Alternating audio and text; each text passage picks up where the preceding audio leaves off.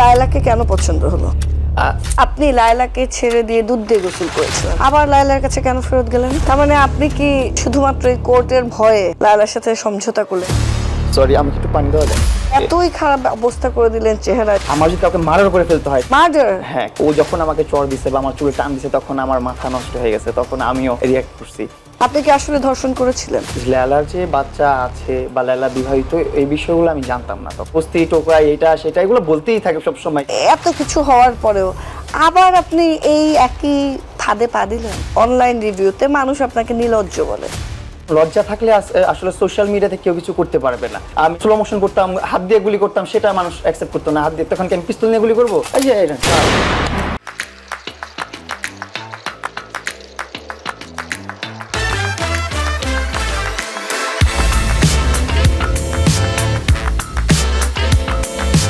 Hello everyone, সবাইকে স্বাগত জানাই মাই টিভির স্পেশাল শো স্টার গসিপে। বরাবরের মতো আপনাদের সাথে আছি আমি স্বাগতা, এবং আমার সাথে আছে একজন স্টার গসিপের সেলিব্রিটি। সো আজকে আমার সাথে যিনি সেলিব্রিটি হিসেবে আছেন, তিনি বেসিক্যালি গসিপে ভরপুর। তাকে আমি চিনি করোনার সময় থেকে, আমার ধারণা আপনারাও তখন থেকেই চিনেন বা তার আগে থেকেও চিনতে পারেন, কারণ আমার এক্সপোজার টিকটকে কম। তিনি টিকটকে অনেক বড় সেলিব্রিটি। তিনি আর কেউ নন, তিনি হচ্ছেন প্রিন্স মামুন। কেমন আছে? আলহামদুলিল্লাহ। আমার হচ্ছে কেউ আপনাকে একটা পিস্তল ধরে রেখেছে। না না, তেমন কিছু না। এর আগে একটু বেশি পড়েছিলাম এন্ড লাইফটা অনেক ডিফিকাল্ট লাগতেছিল। এখনো ডিফিকাল্ট আছে, কিন্তু এখন ডিফিকাল্ট লাগতেছে না, কারণ সে অলরেডি আমাকে কমিটমেন্ট দিয়েছে যে আমি যে জিনিসগুলোর কারণে আমার লাইফটা ডিফিকাল্ট, সেই জিনিসগুলো সে উইথড্র করে ফেলবেন, সেই জিনিসগুলো সে শেষ করে ফেলবে। আপনি কি সে কারণেই তার সাথে সমঝোতায় গেলেন যাতে সে শেষ করে ফেলে, নাকি আপনি মন থেকে ফিল করলেন যে অ্যাপোলোজাইজ করা উচিত? এক হাতে তো তালি বাজে না। ও যেহেতু সবকিছুই করছে, তার মানে আমারও কিছু একটা ভুল আছে এখানে, ওরও অনেকটা ভুল আছে। কারো কম আর বেশি, দুইটা মিলেই আর কি ভুল। এখন যেটা আপনি বললেন, আপনারা মনে করছেন হয়তোবা আমরা রিলেশনে প্যাচ আপ করে ফেলছি, আমরা আবার আগের মতন রিলেশনে চলে গেছি, ও প্রেম প্রীতি করতেছি, ওই টাইপের কিছু না। বিষয়টা হচ্ছে যে জিনিসটা আইনের হাতে ছিল, ওই জিনিসটা আমরা ওইখান থেকে রিলিভ করে দিচ্ছি। ওইখান থেকে ইজ ইট আ ডিল যে আমি তোমার সাথে প্রেস রিলিজ দিয়ে বন্ধুত্ব করব আর তুমি আমার এই সব মামলা মোকদ্দমা তুলে নিবে? বন্ধুত্ব করে নিব, মামলা এরকম না, মানে কোনো কন্ডিশন ছিল না। মন থেকে ফিল করছেন? হ্যাঁ, আমি ওকে যখন বলছি যে আমার লাইফটা এরকম ডিফিকাল্ট, এন্ড ও তো আমার প্রিভিয়াস অনেক ইন্টারভিউ দেখছে যেখানে আমি বলছি যে আমার লাইফটা কেন ডিফিকাল্ট, আমার কি হচ্ছে, তারপর ও মেনে নিচ্ছে যে ঠিক আছে, হয়তোবা মামুন ঠিক হয়ে গেছে, মামুনের যা শাস্তি দেওয়ার দিয়ে ফেলছি, বা মামুনের লাইফটা এখন একটু ইজি করে দিই।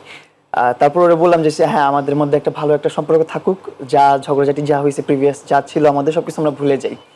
ও তাতে এগ্রি করছে, আমিও এগ্রি করছি। এই আমাদের এখন হচ্ছে রিলেশন। তার মানে আপনি যে তার গায়ে হাত তুলেছেন, এই ব্যাপারটা নিয়ে আপনি এখন দুঃখিত? আপনি নেক্সট টাইম আর এই কাজটা করবেন না? ভুল ওর ছিল, আমার ছিল, সেটা এখন দেখার কিছু নাই। বড় কথা হচ্ছে যে আমি রাগের মাথায় ওর গায়ে হাত দিছি, বা ও আমার গায়ে হাত দিছে, কিছু একটা হয়েছিল, একটা সময় ঝগড়া হয়েছিল। তো এখন কি দিয়ে মেরেছিলেন? এমনি হাতাহাতি, ও আমাকে চোর মারছে, আমাকে চোর মারছে, এরকম। কিন্তু আপনার তো চেহারা চেঞ্জ হয়নি, তার তো চেহারাই চেঞ্জ। আমার চেহারা চেঞ্জ হয় নাই, কিন্তু আমার এখানে খামচি টামচি দাগ ছিল, ওইগুলো ওরকম ভাবে ভাসে না, কিন্তু ওটা একটু বেশি ভেসে গেছে, কারণ ওর স্কিনে একটু সেন্সিটিভ, এন্ড ওর স্কিনে অনেকগুলো কাজ করানো আছে, এই জন্য হচ্ছে হয়তো বা আস্তে মারাতে বা আমি মারাতে যেভাবেই হোক ওর ফেসে স্পট বেশি হয়ে গেছে। কিন্তু আমার ফেসে ওরকম কোনো স্পট আসে না, কিন্তু হালকা কিছু দাগ ছিল যেগুলো ওরকম ভাবে ভিজিবল ছিল না। যদি জুম করে দেখাতাম তাহলে ভিজিবল ছিল, আর আমি এটা দেখানোর প্রয়োজন মনে করি নাই। ঝগড়াঝাটি হতেই পারে, মারামারি হাতাহাতি হতে পারে, তর্ক হতেই পারে, এটা আমাদের মধ্যেই থাকুক। কিন্তু ও একটু বেশি এক্সাইটেড হয়ে লাইভে চলে আসছে, এন্ড পাবলিক হয়ে গেছে জিনিসটা তখনই। এন্ড ও কিন্তু লাইভটা সাথে সাথে ডিলিট করে দিচ্ছে। আমিও যে লাইভটা করছিলাম, আমিও সাথে সাথে ডিলিট করে দিছি। পাবলিক কি করছে, এই জিনিসটাকে 1 মিনিটের মধ্যে কিভাবে ডাউনলোড করে ফেললো, আমি মানে অবাক। মানুষ কিভাবে রেডি ছিল যে এই লাইফটা এখান থেকে কাজে লাগবে। এতই খারাপ অবস্থা করে দিলেন চেহারা যে তারপরে প্লাস্টিক সার্জারি করতে হলো? তার না, প্লাস্টিক সার্জারি করতে হলো না, সে প্লাস্টিক সার্জারি করেও নাই। এমনি নরমালি অনেক ইনজেক্ট করে ফেসে, আরো থ্রেড, আরো অনেক ধরনের সার্ভিস আছে যেগুলো নেয় বিউটি রিলেটেড। মানুষ সবাই সৌন্দর্যের পূজারী, আমিও সৌন্দর্যের পূজারী। আমারও যদি কিছু থাকে এখন যেটা করলে আমার সৌন্দর্য আরো বৃদ্ধি পাবে, আমি সেটা করার চেষ্টা করব। সেম লায়লা ওই ওই একই পথের পথিক। তো ও চেষ্টা করছে ওর সৌন্দর্যটা আরো বৃদ্ধি পাক, আমিও চেষ্টা করছি যে আমার মানে পাশে যে থাকে আমার সঙ্গিনী যে আছে ওর আরো সুন্দর লাগুক, পৃথিবীর মানুষ আরো সুন্দর দেখুক। আমিও ওকে নিয়ে যেতাম, আমিও সাপোর্ট করতাম। যে ডক্টরগুলোর কাছে যে সার্ভিসগুলো নিত, যে সার্জারিগুলো করতো, সেগুলো আমি নিজেই করে দিতাম যে ঠিক আছে তুমি আরো সুন্দর হও, আমার নিজের কাছেও ভালো লাগবে। তো যখন ঝগড়াঝাটি হয়েছে তখন রাগের মাথায় আর এগুলো মাথায় থাকে না, যে ওর ফেসে যে কাজ করা বা ফেসে কিছু ট্রিটমেন্ট নেওয়া সেগুলো মাথায় থাকে না। রাগের মাথায় ও যখন আমাকে চড় দিছে বা আমার চুলে টান দিছে তখন আমার মাথা নষ্ট হয়ে গেছে, তখন আমিও রিয়াক্ট করছি। তো ওই জিনিসটাই একটু একটু থেকে অনেক বড় হয়ে গেছে, জিনিসটা লাইফ করার কারণে অনেক বেশি বড় হয়ে গেছে লাইফ করার কারণে। এখন ধরেন আপনার তো রাগের মাথায় ঘটনাগুলো ঘটেছে, কিন্তু এগুলো তো সোশ্যালি আসলে খুবই বড় একটা ক্রাইম। আপনি তো একজন মেয়ের গায়ে হাত তুলতে পারেন না। তো সেইটা আপনি আসলে কিভাবে দেখেন? মানে ধরেন আমি বুঝলাম আপনি ম্যাচিওর ছিলেন, আপনার বয়স কম ছিল, কিন্তু আপনি কি এটা সাপোর্ট করেন যে একজন ছেলে একজন মেয়ের গায়ে হাত দিবে? একজন ছেলে একজন মেয়ের গায়ে হাত দিয়ে যখন তার অধিকার থাকে, সেই অধিকারটা খাটায় তার উপর শাসন করে বা তারে তো মারে বা কিছু একটা করে, সেটা তার একটা অধিকার থাকে। তো তখন আমার ওই এরকম একটা অধিকার ছিল বা আমার মনে হয়েছে যে না আমি ওরা মারতে পারি, আমার রাইট আছে। তো এইটা থেকে কি আপনার এবার শিক্ষা হলো? অবশ্যই শিক্ষা হলো। না আমিও সবাইকে বলবো যে আপনারা রাগের মাথায় আপনার যে পার্টনার আছে তার গায়ে হাত দিবেন না, তার টর্চার করবেন না। আপনি লায়লার থেকে একটা বাইক গিফট নিয়েছিলেন, বা আপনার অনেক ভিডিও আমি দেখেছি, লায়লাকে আমি কোয়েশ্চেন করেছি যে দুজনের বেডরুমে আমি প্রচুর ভিডিও দেখেছি। সো এইটা আসলে আপনি কিভাবে গ্রহণ করতেন? আপনার কি মনে হতো যখন লায়লা আপনাকে কিনে দিত? কারণ বাংলাদেশের প্রেক্ষাপটে ছেলেরা মেয়েদেরকে গিফট করে, মেয়েরা কিন্তু ছেলেদেরকে ভেরি রেয়ারলি গিফট করে। এখন সবচেয়ে হিট টপিক হচ্ছে সুগার ড্যাডি। সো এখানে তো গল্পটা সুগার মামি হয়ে গেল। কেন আপনার মামি পছন্দ? সুগার মামি, সুগার ড্যাডি এই ওয়ার্ডগুলোর সাথে ওরকম পরিচিত না আমি, এখন নতুন করে পরিচিত, আগে পরিচিত ছিলাম না। তা আপনার লায়লাকে কেন পছন্দ হলো? পছন্দ হলো ওর সাথে তো প্রথম দেখাতেই রিলেশনে যাইনি আমি, বা ওর সাথে প্রপোজও করেনি আমাকে প্রথমে, আমি ওকে প্রপোজ করিনি প্রথমে। আমাদের ফ্রেন্ডশিপটা হলো যে ও আমার বলতো যে আমি এই ওয়ার্ল্ডের প্রিন্স মামুনের সবচাইতে বড় ডাই হার্ট ফ্যান, এটাও বলতো আমাকে, যে আমার চেয়ে বড় তুমি ফ্যান দেখবা না পৃথিবীতে। আমি মানতাম যে ঠিক আছে তুমি আমার সবচেয়ে বড় ফ্যান।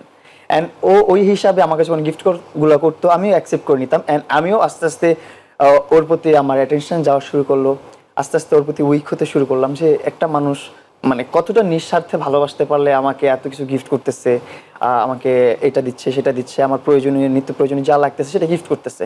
আরেকটা মজার বিষয় যেটা, লায়লার সাথে যখন আমার ফার্স্ট পরিচয় মানে কথা বলা শুরু হয়, ও তো আমাকে অনেক আগে থেকে ফলো করতো, অনেক আগে থেকে আমাকে কমেন্টস করতো। তো ওরকম ভাবে আমি নোটিস করি নাই, কিন্তু ওর কমেন্টসগুলো আমি নোটিস করতাম, কারণ ওর কমেন্টসগুলো একটু কালারফুল থাকতো, হার্টগুলো পার্পল কালারের হার্ট ইউজ করতো, অন্য একটু ডিফারেন্ট ভাবে কমেন্টস করতো, ওর কমেন্টসগুলো চোখে পড়তো। তো ওর কমেন্টসগুলো সবসময় আমি রিপ্লাই করতাম, কিন্তু ইনবক্সে পার্সোনালি কখনো কথা বলা হয় নাই।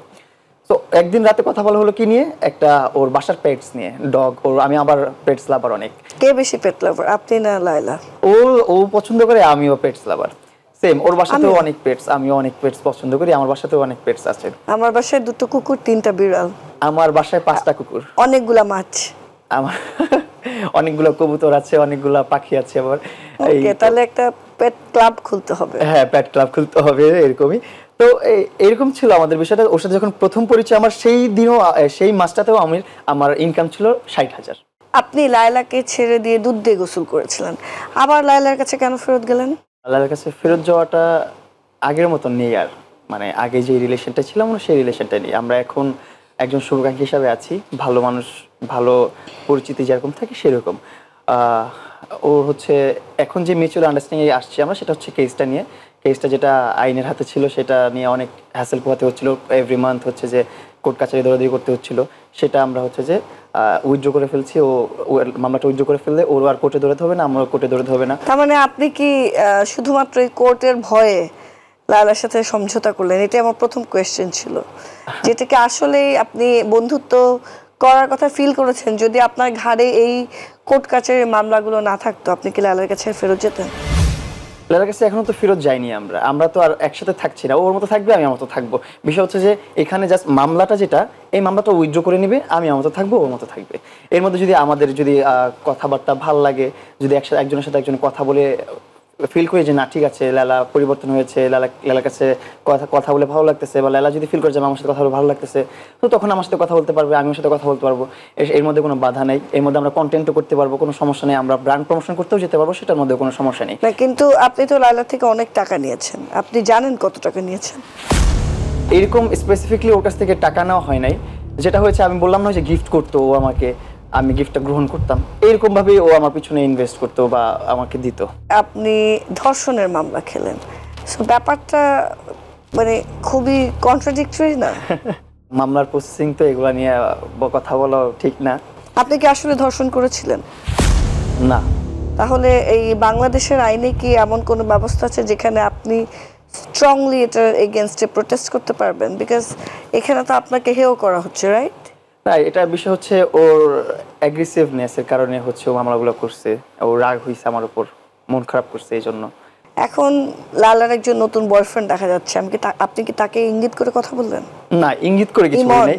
ও যদি ওই বয়ফ্রেন্ডের সাথে ভালো থাকে, অথবা ওইটা যদি ছোট ভাই হয়, আরো অন্য কাউকে ভালো লাগে, ও তার সাথে ও রিলেশন করতে পারে, কোনো সমস্যা নেই আমার তাতে কোনো বাধা আপনার কি নেই। একটু বড় মানুষের প্রতি আগ্রহ বেশি? আমার না। কেন? মানে ওয়াই লায়লা? ওই যে বললাম সে তো উনি নিশ্চয়ই আপনার থেকে 20 বছরের বড় হবে অ্যাট লিস্ট, 20 বা 15 ধরেন 20, 25, 27 এরকম ও বড় আমার, কিন্তু তাহলে আপনার এই যে এত হট কিউট মেয়ে বাদ দিয়ে আপনি কেন একজন মহিলাকে পছন্দ করলেন, এন্ড আপনি কেন তার আরেকটা বাচ্চা হয়ে গেলেন? আপনার তো অলরেডি একজন মা আছে যার সাথেও আপনি কন্টেন্ট তৈরি করেন, আপনার কেন আরেকজন আসলে মামি প্রয়োজন হলো? সেটা আমি একটু আগে ক্লিয়ার করেছি আপনাদেরকে, যেটা ওর সাথে কিন্তু রিলেশন ছিল না আবার কোনো, ও আমার একজন শুভাকাঙ্ক্ষী ছিল, ও আমাকে সাপোর্ট করতো। হ্যাঁ, কিন্তু আলটিমেটলি তো রিলেশনে আপনারা লিভিং রিলেশনশিপে, সেটা অনেক পরে আমরা রিলেশনে গেছি, আস্তে আস্তে গেছি। ওই যে বললাম আমি তখন অবাক হলাম যে একটা মানুষ কতটা নিঃস্বার্থভাবে ভালোবাসতে পারে, কতটা ভালো হতে পারে, তার মন মানসিকতা কতটা ভালো হতে পারে। সে আমাকে এত কিছু গিফট করতেছে, সে লাইফে কিন্তু কখনো গিফট করতো না, সে আমাকে রিয়েল লাইফে গিফট করতো। কি লাগে তার মানে কি সে আপনাকে গিফট করে, ভালোবাসা দেখিয়ে, আপনার পিওর বন্ধু হয়ে আপনাকে ট্র্যাপ করে আপনাকে আঁকড়ে ধরেছিল, এবং তারপর সেই ট্র্যাপ যখন ফেল করছিল, আপনি যখন এগ্রেসিভ হয়ে যাচ্ছিলেন, তখন সে এগ্রেসিভ হয়ে মামলা দিয়েছিল? আপনাকে এটা কখনো মনে হয়েছে? মনে হয় অনেক কিছুই, কিন্তু এগুলো আর বলতেছেন, এগুলার গসিপে যাইতেই চাই না। কিন্তু আপনার যদি মনে হয়ে থাকে, এটা গসিপের ব্যাপার না, যদি আপনাকে সে ট্র্যাপ করে থাকে এবং আপনাকে যদি একটা ফাঁদে ফেলে থাকে, so you have all the right to protest against this. আপনি মানে উনি যদি আপনার এগেইনস্টে মামলা করতে পারে, আপনারও তো মামলা করার রাইট থাকার কথা, যে আপনাকে ব্ল্যাকমেইল করা হচ্ছে। এখন যে মামলা করে সেও কিন্তু অনেক প্যারা খাইতে হয়, তারও দৌড়াদৌড়ি করতে হয়। না, এটা তো আমরাও চাই না, মামলা মোকদ্দমা অবশ্যই ভালো না, কিন্তু আপনার কি মনে হয় না, ধরেন আমি সে ফর এক্সাম্পল, আমাকে যদি কেউ ট্র্যাপে ফেলে, আমাকে যদি কেউ একটা সিচুয়েশন ক্রিয়েট করে কিছু করতে বাধ্য করে, আমার তো অবশ্যই সেটার এগেইনস্টে কথা বলা উচিত। আমি করতাম, আরো ভালো কিছু করতাম, যুদ্ধ করতাম, প্রয়োজনে যদি মার্ডার করতে হয় সেটাও করতে পারতাম, প্রবলেম ছিল না। মার্ডার? হ্যাঁ, কিন্তু ও আমার একজন ভালোবাসার মানুষ ছিল, সো ওর জন্য আমি আর কোনো ধরনের হার্ম হোক বা ওর ক্ষতি হোক ওরকম কিছু করব না কখনোই, এখনো করব না, আগামীতেও করব না। ও ভালো থাকুক, ও যেহেতু আমার ক্ষতি করে সুখে আছে, সুখে থাকুক। ওকে, এটা ভালো যে আপনি ক্ষতি করবেন না, বাট মার্ডার মানে কিন্তু আপনি অনেক বড় একটা কথা বলে ফেলেছেন। আপনার বুঝতে পারিনি, আমি বলছি আমার এগেইনস্টে যাওয়ার কারণে বা আমাকে ট্র্যাপে ফেলানোর কারণে আমার যদি কাউকে মার্ডার করে ফেলতে হয়, যে সেখান থেকে আমি বাঁচবো, আপনি আইন নিজের হাতে তুলে নিলেন, আপনি আইনের সহযোগিতা নেবেন। মানুষ বিপদে পড়লে তখন আইন কোথায় থাকে, কি কোথায় থাকে, সেগুলো ঠিক ঠিকানা থাকে না। অ্যাট লিস্ট আপনার একটা ফ্যান ফলোয়ার গ্রুপ, যেমন ধরেন ম্যাস অডিয়েন্স আমরা যাকে বলি, তারা শাকিব খানের সিনেমা দেখে, তারা শাকিব খানকে দেখে প্রত্যন্ত অঞ্চল থেকে। এখন ম্যাস অডিয়েন্সের প্ল্যাটফর্ম তো লাইকি আর টিকটক, যেখানে আপনি সেলিব্রিটি, একজন মাঝিও আপনাকে দেখছে, একজন গার্মেন্টস কর্মীও আপনাকে দেখছে, মানে বাংলাদেশের সিংহভাগ মানুষ টিকটক প্ল্যাটফর্মে আপনাকে দেখছে। সো এক্সপোজারটা তো, এবং আপনার কোনো প্রডিউসার প্রয়োজন হয়নি, আপনার কোনো প্ল্যাটফর্ম প্রয়োজন হয়নি যেটা কেউ আপনাকে তৈরি করে দেবে, আপনি নিজেই প্ল্যাটফর্মটা তৈরি করেছিলেন, এবং within a short time. So আপনার কি মনে হচ্ছে না যে সেটা আপনি নষ্ট করে দিচ্ছেন?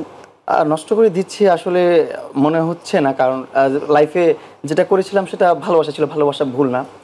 আর ওইটা আস্তে আস্তে হয়েছে, আপনাকে বললাম না হুট করে ওর সাথে হ্যাঁ, কিন্তু না, আমার সেটা আমি রিলেশন হয়নি। বুঝলাম, কিন্তু And আমার ওর সাথে যে এইজ গ্যাপটা, আমার সেই এইজ গ্যাপ দেখেও আমার রিলেশন হয়নি। সে সবই বুঝলাম আমি, জি। কিন্তু আপনি তো বলছিলেন যে আপনি একটা ঝামেলা হলো, এই হলো সে হলো, তারপর আপনি একটা ঝামেলা যুক্ত রিলেশনশিপ থেকে নিজেকে গুটিয়ে নিলেন, এবং আপনার আসলে প্রেজেন্সও আমরা দেখেছি অনলাইনে কমে গেছে, বরং না আপনার আলহামদুলিল্লাহ আমার প্রেজেন্স ঠিক আছে। আমি এই আপনার মাসখানিকের আগে একটা গাড়ি কিনছি, গাড়ি কিনে আম্মু কিনে একটা ব্লগ করছি, সেখানে 10 মিলিয়ন প্লাস ভিউ আসছে, মানে 1 কিন্তু কোটির এর উপরে ভিউ মাঝখান আসছে। থেকে না, আমি যেটা বলতে চাচ্ছিলাম যে আমি যেটা দেখতে পাচ্ছিলাম মাঝখান থেকে লাইলার ভিউ বেড়ে গেল।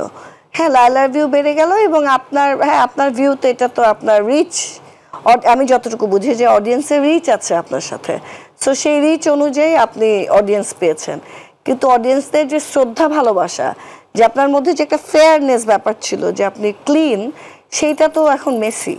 এখন আপনি একজন আসামি, আপনি একজন হচ্ছে নারী অত্যাচারকারী, আপনি একজন এটা সমাজদ্রোহী কাজ, আপনি তো একজন মেয়ের গায়ে হাত তুলতে পারেন না, বা আপনার এগেনস্টে কথা বলার অনেকে আছে, যেটা আপনার এর আগে ছিল না।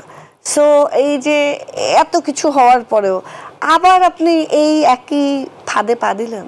আমি এখনো কোনো ফাঁদে পা দিইনি, এখন আমি সিঙ্গেল আছি, আমি আমার মতন করে কন্টেন্ট করব, আমি আমার মতন বিজনেস করব। আবার আপনার একটা সুন্দরী বান্ধবী হবে, তার যদি তাকে দেখে হিংসা লাগে, তারপর যদি আপনার বিরুদ্ধে একটা মামলা দিয়ে দেয়, তখন কি হবে? সেটা আইন দেখবে, সেটা সরকার দেখবে, সেটা তো আর আমি কিছু বলার নাই, সেটা নিয়ে আমি কিছু বলতেও চাই না। আপনি কি স্টাইলিশ হবেন, নাকি একজন স্টাইলিশই তো বলে নাকি কি বলে, নাকি একজন অ্যাক্টর হবেন? আমি একজন অ্যাক্টর হব, পাশাপাশি হচ্ছে যে আমার পিছনের যত গসিপ আছে বা কালো অধ্যায়গুলো আছে সবকিছু ভোলার জন্য আমার এই বিজনেসটায় আসা, এই বিজনেসটার দিকে এত ফোকাস দেওয়া। অনলাইন রিভিউতে মানুষ আপনাকে নির্লজ্জ বলে, সেই যে আপনার কলঙ্ক, ইটস এ কলঙ্ক ফর ইউ, রাইট? এটা আপনি কিভাবে ঘুচাবেন? নির্লজ্জ, এখন যার লজ্জা নেই তাকে নির্লজ্জ বলে। এখন লজ্জা থাকলে আসলে সোশ্যাল মিডিয়াতে কেউ কিছু করতে পারবে না। আমরা সোশ্যাল মিডিয়াতে আমার 2018 সাল থেকেই গসিপ হচ্ছে, যখন থেকে লায়লা নেই তখন থেকেই আমাকে নিয়ে গসিপ। কারণ কি গসিপ তখন আমি বলতো যে এই ছাপরি, এটা সেটা ওইটা। ছাপরি মানে কি? কি জানি, ওরা বলে খুশি হয়, যারা ছাপরি বলে তাদেরকে আপনি আমি যদি প্রশ্ন করি ছাপরি মানে কি, এটার মিনিংটা কি, এটার মিনিংটা বলো, সে বলতে পারবে। ছাপরি না চাপরি কিছু একটা। ওকে, আমি এটার উচ্চারণটাও জানি না, জাস্ট শুনি কমেন্ট বক্সে দেখি দেখি বলে। হ্যাঁ, গে বলে না না না, মানে আছে না, মানে অগুছালো বা বস্তি বা কিছু একটা, এই প্যাটার্নের কিছু একটা, এইগুলো মানে অলওয়েজ বলতেই থাকে, বস্তি টোকাই এটা সেটা, এগুলো বলতেই থাকে সব সময় কমেন্ট বক্স সেকশনে। আপনি দেখেন সবচেয়ে ভালো ভালো কন্টেন্ট ক্রিয়েটর যারা আছে তাদেরকেও বকতে থাকে, আর আমার বকা তো মানে শেষই নাই। কারণ কি, আমি বাংলাদেশের নাম্বার 1 টিকটকার ছিলাম, আর লিডার বোর্ডের যে নাম্বার 1 যে পজিশনটা, সেই পজিশনটা আমি একবারে ধরেছিলাম, সেটা থেকে আমাকে কেউ মুভ করাতে পারছিল না। সবাই 1 2 3 4 5 6 7 8 নম্বরে দৌড়াদৌড়ি করতেছে। আমাকে একটু শিখিয়ে দেন তো কিভাবে এগুলো করতে হয়। লিডার বোর্ডের নাম্বার 1 ধরেছিলাম। হ্যাঁ, কিন্তু এই লিডার বোর্ড কিভাবে করে আমাকে একটু এখন লিডার বোর্ডের সিস্টেমগুলো আর নেই, এইগুলো এখন পুরানো হয়ে গেছে, ওল্ড হয়ে গেছে, এগুলো এখন নেই, ট্রেন্ডগুলো শেষ, এই অপশনগুলোও নেই। আর তা এখনকার ট্রেন্ড কি? এখনকার ট্রেন্ড যে যার মতন ভিডিও করছে, যে যার মতন কন্টেন্ট করছে, যে যার মতন ব্লগ করছে, এই। ও, এখন কোনো প্ল্যাটফর্ম নেই আর? এখন আর ওইরকম কিছু নাই। যে এখন টিকটক নাই? টিকটক আছে, লাইকিও আছে, এখন আর লিডার বোর্ডের সিস্টেমটা নেই। এই লাইকি থেকে যখন আমি বের হয়ে গেছি, বের হওয়ার পর থেকে লাইকিতে কোনো কন্টেন্ট ক্রিয়েটর নেই। ও, মানে এখানে স্পন্সর চলে গেছে। হ্যাঁ, এখন লাইকিতে যারা আছে সব হচ্ছে আপনার ইমোতে যেমন লাইভ করে বিজনেস করে, লাইকিতে এখন সবাই লাইভ করে শুধু বিজনেস করতেই চায়। আমাদের বিজনেস লাইক নিজেদের, ধরেন আপনি আপনার সেলুনের বিজনেস করছেন এরকম? না না, তেমন না। তাহলে এই আপনার লাইভে বসে থাকবে, মেয়েরা যে বসে থেকে ছেলেদের সাথে গল্প করে, প্রেম করে। আগে যেমন আমরা ছিলাম কন্টেন্ট ক্রিয়েটর, আমরা যেমন তখন বাংলাদেশের লিডার বোর্ড ছিল, বাংলাদেশকে রিপ্রেজেন্ট করতাম ওই লিডার বোর্ডের ভিতরে। গ্লোবালি আমার কত 4-5 এরকম একটা নাম্বারে আমি গিয়েছিলাম, ওইখানে লিডার বোর্ড ছিল, প্রত্যেকটা কান্ট্রি ছিল ওইখানে, মানে পুরো পৃথিবীর গ্লোবালটা নিয়ে একটা লিডার বোর্ড ছিল, বাংলাদেশের একটা লিডার বোর্ড ছিল, প্রত্যেকটা লিডার বোর্ড। জি, লিডার বোর্ড। লিডার বোর্ড ওইখানে 100 পর্যন্ত সিরিয়াল থাকে, যে একদিনে একটা কন্টেন্ট ক্রিয়েটর কতটা লাইক পাইছে, তো ওই সেই লাইকের উপর বেস করে তার একটা নাম্বার দেওয়া হইতো ওই লিডার বোর্ডে। সো আমি ওই লিডার বোর্ডের নাম্বার 1 থাকতাম। সো তখনও আমাকে নিয়ে গসিপ করতো, তখনও আমার কমেন্ট সেকশনে এসে মানুষ গালাগালি করতো নাম্বার 1 থাকা অবস্থাতেও। তখন তো অ্যাপ্রিশিয়েট করতে পারতো মানুষ আমার ভুলগুলোকে আমাকে শুধরাতে কমেন্ট করতে পারতো, যে ভাই এটা করলে ভালো হয়, সুন্দরভাবে বলতে পারতো। এটা কি আসলে পজিটিভলি নাম্বার 1 এ যেতেন নাকি নেগেটিভলি? তখন নেগেটিভের কি আছে, তখন তো আমি একা ভিডিও করতাম, আমার ফ্রেন্ড সার্কেল নিয়ে ভিডিও করতাম, আমি স্লো মোশন করতাম, হাত দিয়ে গুলি করতাম, সেটা মানুষ অ্যাকসেপ্ট করতো না। হাত দিয়ে তখন কি আমি পিস্তল নিয়ে গুলি করবো? ছোট্ট একটা মানুষ, আমি পিস্তল পাবো কোথায়? আর স্লো মোশন ভিডিও কিরকম? স্লো মোশন মানে এই যে ওই সময় স্লো মোশনটা অনেক ট্রেন্ডে ছিল। তখন তখন কিন্তু মানে কি আমি ঘুরবো, হ্যাঁ এটা স্লো মোশন, এটা স্লো মো, এটা ভিউ হবে, আমরা হ্যাঁ এইগুলাই অ্যাকশন, আমি একটা ডায়লগ দিলাম বা এই যে এরকম করলাম, এই টাইপের না, এই টাইপের গুলো তো আমরা তো ছেলে মানুষ, আমাদের এগুলো ছিল না তখন। আমি মেয়ে নিয়ে কোনো কন্টেন্ট করতাম না ওরকম। তখন কি ছিল আপনার তামিল মুভিগুলোর মধ্যে যে ডায়লগ গুলো থাকে না, হাত দিয়ে গুলিটা কিরকম? এই যে ঠাস, এটা স্লোমো একটু। তখন ওইখানে ব্যাকগ্রাউন্ড মিউজিক থাকতো, মানে সবকিছু থাকতো একটা। আমি কি করতাম আপনার ইন্ডিয়ার যে তামিল মুভিগুলো, ওইগুলোর মধ্যে অ্যাকশন যে সিনগুলো, পাঞ্চ লাইনগুলো, আপনার 10 সেকেন্ড 20 সেকেন্ড এইরকম পাঞ্চ লাইনগুলো, ওই লাইনগুলোতে আমরা ভিডিও করতাম। আমি দাঁড়াইতাম, ওই সাউন্ডটা প্লে করতাম, ওইটার সাথে লিপ পার্টটা মিলাইতাম, আমি লিপসিং করতাম। অ্যান্ড গুলি যখন সাউন্ডটা আসতো তখন তো আমি পিস্তল ইউজ করতে পারতাম না। আর পিস্তল সোশ্যাল মিডিয়াতে আমাদের যে লাইকি প্ল্যাটফর্ম, ওই প্ল্যাটফর্মে পিস্তলটা শো করাও অ্যালাউ না। ওইটাই শো করলে ভিডিও আন্ডার রিভিউতে চলে যাবে, ভিডিও পাবলিক হবে না, ভিডিও মানুষ দেখতে পাবে না। তো ওই হাত দিয়ে গুলি করা একটা ট্রেন্ড নিয়ে আসছি, তখন হাত দিয়ে গুলি করতাম, মানুষও হাত দিয়ে গুলি করতো। ওইটা নিয়ে একটা কন্ট্রোভার্সি গসিপ শুরু করে দিচ্ছে, মানুষ হাত দিয়ে কেন গুলি করে। তো এটা মানে আমরা বুঝাইতাম, মানে it's a different world, it's a different world. আচ্ছা, এখন আমি একটু অ্যাজ আ সিনিয়র অ্যাক্টর আপনার সাথে কথা বলি। আপনি তো অভিনেতা হতে চান, তো আপনি জিম করছেন বুঝলাম, আপনি সেলুন খুলেছেন বুঝলাম, কিন্তু অভিনেতা হওয়ার জন্য কি কি করছেন? একটা অভিনেতা তো শুধু নাচতে পারবে আর বডি হবে তাতেই হবে না, আর কি লাগে? তার অ্যাক্টিং স্কিল লাগবে, অ্যাক্টিং এর থিওরি আছে, অ্যাক্টিং করার মানে অ্যাক্টিং এর একটা স্কুলিং আছে। স্কুলিং ধরেন আপনি একটা স্ক্রিপ্ট পেলেন, সে স্ক্রিপ্টে ধরেন আমি স্ক্রিপ্ট পেলাম আমি লায়লা চরিত্রে অভিনয় করব, তা আমার তো লায়লাকে নিয়ে স্টাডি করতে হবে, বা লায়লা চরিত্রে অভিনয় করার জন্য সেই ক্যারেক্টারে আমি কিভাবে ঢুকবো সেটার মেডিটেশন আছে বা সেটার বিভিন্ন অ্যাক্টিভিটিস আছে। সো এইটা নিয়ে কি আপনি কোনো কাজ করছেন কিনা?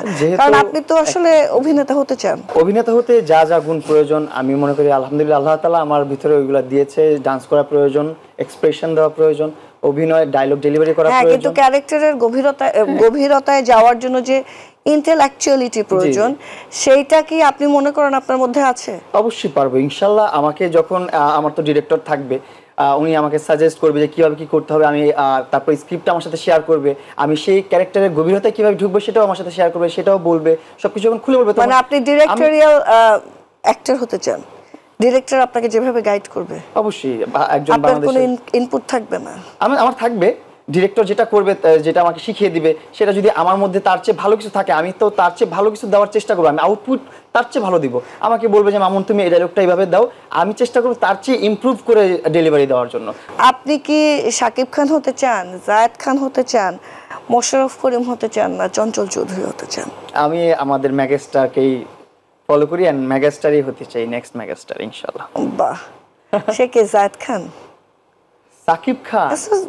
Tell us the name, right? Number 1 Shakib Khan. যদি কেউ বলে যে না প্রিন্স মামুনকে দেখতে জায়েদ খানের মতো লাগে, তখন কি হবে? একটা মানুষকে দেখতে অনেক মানুষের মতোই লাগতে পারে, সেটা বিষয় না। এখন তার মধ্যে কি কি গুণাগুণ আছে সেটা হচ্ছে। তার মানে আপনি জায়েদ খানকে পছন্দ করেন না? পছন্দ করি না সেটা না, সবাইকে পছন্দ করি, কিন্তু আমি মনে করি যে আমি নেক্সট হচ্ছে সাকিব ভাইয়া যখন রিটায়ার্ড হবে তখন হচ্ছে আস্তে আস্তে আমার বয়সটা ওই ম্যাচুরিটি চলে আসবে এবং এই অভিনয় নিয়েও অনেক অভিজ্ঞতা আমার ভিতরে চলে আসবে এবং আমি নেক্সট সাকিব খান হতে পারবো ইনশাআল্লাহ। আমি মনে করি না আমি যখন ওই পর্যায়ে যাব, ওই সময়টা যখন আসবে আমার আশেপাশে কোনো হিরো থাকবে আর। এখন আমার আরেকটা মানে এটা জাস্ট আমার কিউরিওসিটি, সেটা হচ্ছে যেহেতু আপনার বাসায় প্রতিবন্ধী গালি বলছি না, অবশ্যই আমি বললাম তো আমার বন্ধুর বাবা মা দুজনের প্রতিবন্ধকতা ছিল, আমি বলবো প্রতিবন্ধকতা, তারপরেও ওনারা ওনাদের জীবন সুন্দরভাবে যাপন করেছেন এবং ওনাদের বাচ্চাদের কারোরই কোনো ধরনের সমস্যা ছিল না। সো আপনার যেহেতু এই যে প্রতিবন্ধকতা ছিল আপনার দুই ভাই বোনের মধ্যে, এবং আমরা শুনেছি লায়লারও বাচ্চার মধ্যে প্রতিবন্ধকতা আছে, তো এই বিষয়টাকে আপনাকে কোনোভাবে রিলেশনশিপ অ্যাট্রাক্ট করেছে লায়লার প্রতি? আমি বলি আপনাকে, আজকেও আবার ক্লিয়ার করি যে বিষয়টা, লায়লার যে বাচ্চা আছে বা লায়লা বিবাহিত, এই বিষয়গুলো আমি জানতাম না তখন। রিয়েলি? তাহলে আপনি তো ট্র্যাপড নানান ভাবে। এইটাও আমি জানতাম না, সবকিছুই আমার অজানা ছিল। আপনার কত মনে হচ্ছে লায়লার এইজ? আমার মনে হতো কিছুই মনে হতো না, আমার সিনিয়র, এটা আমি বুঝি আমার সিনিয়র, কিন্তু আমি কখনো চিন্তা ভাবনা করি না যে ওর বয়স এটা। তাহলে যে আপনাকে এত কিছু লুকানো হলো, আপনার মনে হচ্ছে না যে আপনার ক্ষতি করা হলো?